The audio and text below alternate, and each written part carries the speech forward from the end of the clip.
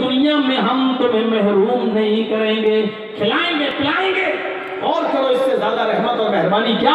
हज़रत इब्राहीम अलैहिस्सलाम बगैर मेहमान के खाना नहीं खाते थे। एक दिन कोई मेहमान न मिला, एक मजूसी भीख मांग रहा था, उसको पकड़ के लाए, बाबा चलो मेरे दस्तरखान पे खाना खा लो। वो बाबा आया, बैठ गया, खाना खिलाने लगे। जैसे ही उसने खाने का लुक़्मा उठाया और उसने अल्लाह के अलावा आग का नाम लिया, बिस्मिल्लाह, मैं शुरू करता हूँ आग के नाम से। आग मजूसियों का रब या खुदा कह लो, वही होता है आग। तो उसने आग का नाम लिया और खाना शुरू करने ही वाला था कि हज़रत इब्राहीम अलैहिस्सलाम ने उसका हाथ पकड़ा और कहा, ए बुढ़े रख। उसने कहा क्या हुआ? कहा अल्लाह का नाम लो। उसने कहा इब्राहीम मैं तो जिसको रब मानता हूँ उसी का नाम लूँगा, आग का। मैं तुम्हारे रब को रब मानता ही नहीं, तुम्हें उसका नाम क्यों लूँ? इब्राहीम अलैहिस्सलाम ने कहा तो ये खाना आग ने नहीं दिया, भगा दिया उसको। वो चला गया, उठ के भाग गया, जाने लगा। उधर अल्लाह ताला ने जिब्रील अमीन को भेजा और इब्राहीम अलैहिस्सलाम को हुक्म दिया, आए इब्राहीम ये बताओ तुम तो आज उस आदमी को लेके आए हो और खिलाया भी नहीं, और आज उसने 90 साल के उस बूढ़े ने आज तुम्हारे दस्तरखान पर मेरा नाम नहीं लिया, तुमने भगा दिया। उस बुजुर्ग ने 90 साल से कभी मेरा नाम नहीं लिया, लेकिन मेरा नाम न लेने के बावजूद मैं उसको खिलाता और पिलाता रहा। तुम्हारे दस्तरखान पर तो एक बार नाम नहीं लिया और तुमने भगा दिया। जाओ उस बुढ़े को पकड़ के लाओ, उसके दस्तरखान पर बिठा के खाना खाओ। इब्राहीम अलैहिस्सलाम जाते हैं और उस बूढ़े को दोबारा पकड़ के लाते हैं। उस बुढ़े ने कहा चाहिए बताओ, पहले भगा दिया, क्यों खिला रहे? कहा बाबा तुम जिसका नाम लेना चाहो ले लो या खा लो, आपका ही ले लो लेकिन खा लो। कहा ऐसा क्यों? इब्राहीम अलैहिस्सलाम ने कहा कि मेरे रब की रहमत को गवारा नहीं हुआ। उसने कहा उस बुड्ढे ने तो 90 साल से कभी मेरा नाम नहीं लिया, लेकिन मैं उसको आज तक खिलाता पिलाता रहा, फिर आज तुमने उसको कैसे भगा दिया? मेरे रब की रहमत को गवारा नहीं हुआ कि कोई भूखा मेरे दस्तरखान से उठ जाए। उसने कहा इब्राहीम अलैहिस्सलाम तुम्हारा रब इतना मेहरबान है? कहा हम खाना बाद में खाएंगे, पहले उसी रब से मेरा रिश्ता जोड़ दो, मेरा ताल्लुक उसी रब से जोड़ दो।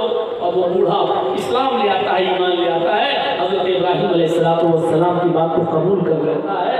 मेरे भाइयों ये मैं बताना ये चाहता हूँ कि रब की नेमतें हैं, काफिर को भी मिल रही है, मुश्रिकों को भी मिल रही है, हमें और आपको भी मिल रही है, इतनी ज्यादा है कि इन तउद्दू निअमतुल्लाहि ला तुहसूहा। एक गैर मुस्लिम इस्लाम लाया, रमजान का महीना है, 20 रोजे हो चुके हैं। अब आप बताइए क्या करेंगे? 20 रोजे हो चुके हैं, 21वें रोजे को कोई गैर मुस्लिम मुसलमान होता है, तो अब वो रोजा कब रखेगा? रमजान के रोजे तो 30 फर्ज है ना, पूरे महीने के रोजे फर्ज है 29-30, लेकिन 20 रोजे तो उसके छूट गए। 21वें रोजे को वो मुसलमान होता है। सवाल ये पैदा होता है कि 21 से लेकर 30 तक उसने 9 रोजे रख लिए, जो 20 रोजे उसके छूट गए वो बाद में पूरे करेगा या नहीं करेगा? तो इसका सीधा जवाब है कि वो 20 रोजे बाद में पूरा नहीं करेगा। क्यों? इसलिए कि 20 रोजे तक तो वो काफिर था, उसके ऊपर रोजा फर्ज था ही नहीं। 21वें रोजे को वो इस्लाम लाया है, जब लाया है तब से उसके ऊपर इस्लाम का कानून नाफिज होगा, लिहाजा उसको उतने ही रोजे रखना पड़ेंगे जितने बाकी हैं, और जो छूट गए उसके बाद पूरे नहीं करना।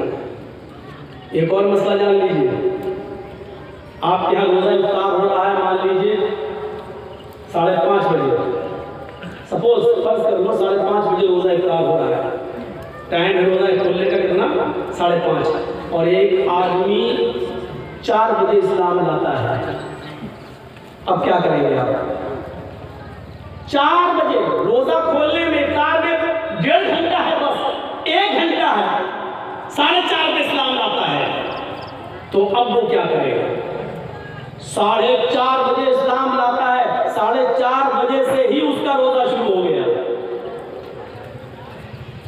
मसला याद रखिएगा, 4:30 बजे इस्लाम लाया, 4:30 बजे से ही उसका रोजा शुरू हो गया, क्योंकि 4:30 बजे से पहले तो वो काफिर था, उसके ऊपर इस्लाम फर्ज था ही नहीं, रोजा फर्ज था ही नहीं। 4:30 बजे इस्लाम लाया, 4:30 बजे से उसके ऊपर इस्लाम का कानून नाफिज होगा और 5:30 बजे वो रोजा खोल लेगा और उसका ये रोजा माना जाएगा। पूरा एक रोजा 1 घंटे में इफ्तार कर रहा है, एक रोजा उसका तस्लीम कर लिया जाएगा। ये एक रोजा हो गया, बकिया और जितने रोजे रह गए उतने ही वो रखेगा और जो छूट गए वो पूरे नहीं करेगा। देख रहे हैं आप, ये है युरीदुल्लाहु बिकुमुल युस्र, अल्लाह तुमसे आसानी चाहता है, अल्लाह तुमसे मुश्किल दुश्वारी नहीं चाहता, परेशानियों में मुब्तला करना नहीं चाहता। ला युकल्लिफुल्लाहु नफ्सन इल्ला वुसअहा, अल्लाह ने किसी नफ्स के ऊपर इतना बोझ नहीं डाला जिसको वो बर्दाश्त न कर सके, जिसको वो उठा न सके, जिसको वो अपने कांधों के ऊपर उठा कर चल न सके, उतना बोझ अल्लाह तबारक व तआला ने।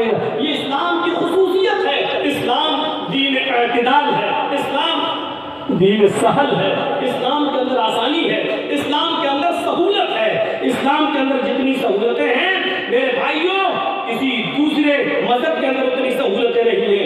इस्लाम की एक तीसरी खूबी यह है, अल्लाह क्यों इस्लाम को पसंद करता है? इस्लाम की तीसरी खूबी यह है कि इस्लाम अदल और इंसाफ का हुक्म सबके साथ देता है।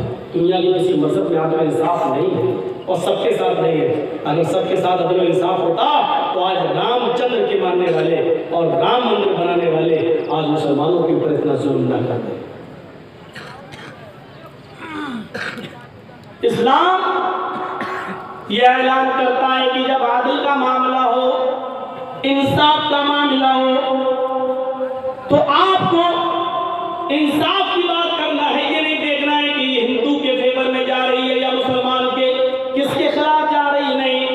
ला यजरिमन्नकुम शनआनु कौमिन अला अल्ला तादिलू इअदिलू हुवा अक़रबु लित्तक़वा। कहीं ऐसा न हो कि तुम्हें किसी कौम की दुश्मनी तुम्हें जुल्म करने पर उभार दे, ऐसा न हो कि तुम्हें किसी कौम की दुश्मनी उसके साथ बेइंसाफी करने पर मजबूर कर दे। अच्छा हिंदू है, हाँ ठीक है, इसका मुकदमा मेरे पास आएगा, उसको सजा सुना देंगे। इंसाफ न करो किसी के साथ, ऐसा नहीं होना चाहिए। ये सबसे बड़ा जुल्म है। हिंदू है लेकिन हक उसका उसी को दो। मुसलमान अगर गलत है तो मुसलमान के खिलाफ फैसला सुनाओ। हजरत काजी शुरैह की अदालत में जब मुकदमा दायर किया था हजरत अली रज़ी अल्लाह तआला अन्हु ने, एक यहूदी के सिलसिले में, जिस यहूदी के पास हजरत अली ने अपनी ज़िरा भेजी थी, दोनों तरफ से दलीलें पेश की गई। जज को, काजी साहब को, काजी शुरैह को हजरत अली की दलीलें कमजोर नजर आई। उन्होंने फैसला यहूदी के हक में कर दिया। यहूदी ये ज़िरा मेरी है, क्योंकि हजरत अली ने दावा किया था ये मेरी ज़िरा है। वो अपने दावे में सच सबूत पेश नहीं कर सके। जो उन्होंने गवाह पेश किए वो गवाह कमजोर है। उन्होंने गवाही में अपने बेटे को पेश किया है। लिहाजा शरीयत कहती है बाप के हक में बेटे की गवाही मोतबर नहीं है। उन्होंने दूसरा गवाह अपना गुलाम पेश किया है। शरीयत कहती है मालिक के हक में गुलाम की गवाही कबूल नहीं है, क्योंकि गुलाम तो मालिक के फेवर में ही बोलेगा और बेटा अपने बाप के फेवर में बोलेगा। लिहाजा इन दोनों दलीलों को, दोनों गवाहियों को मैं रिजेक्ट करता हूँ। यहूदी ये ज़िरा तेरी है, तू ही रख अपने पास। जब यहूदी ने ये फैसला सुना कि काजी शुरैह हजरत अली ने जिनको काजी बनाया हो, जज बनाया हो, इसके बावजूद फैसला मेरे हक में कर रहे हैं, ये अदल है, ये इंसाफ है कि हजरत अली को ज़िरा नहीं मिली और मुझे, क्योंकि गवाह कमजोर साबित हुए। तो उस यहूदी ने वो ज़िरा अली को दे दिया और कहा जज साहब आपने फैसला अगरचे दलील की रोशनी में किया है, लेकिन फैसला गलत है आपका। ये हकीकत में ज़िरा अली की है। मैं तो देखना चाहता था कि आप फैसला क्या करते हैं। और उस यहूदी ने उसे ये करना पड़ा और इस्लाम कबूल कर लिया।